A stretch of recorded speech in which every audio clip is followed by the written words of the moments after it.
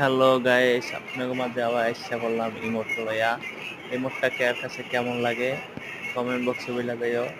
আপনাদের দ্বারা কেমন লাগে বলতে পারি না, কিন্তু আমাদের অস্থির লাগে। ইমোটটা অনেক ভালো লাগে। ইমোটটা কালকা নতুন আইলো।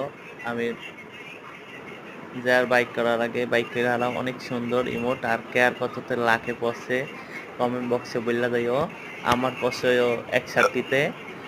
তাই এইটা লইতে তোমার লাগছে, এই যে তোমরা তো দেখতেছো আমি বাইক করতেছি। যার বাইক করা লাগে দূরত্ব বাইক করে আনাও, ইমোটটা অনেক সুন্দর লাগে, আমাদেরও ভালো লাগছে।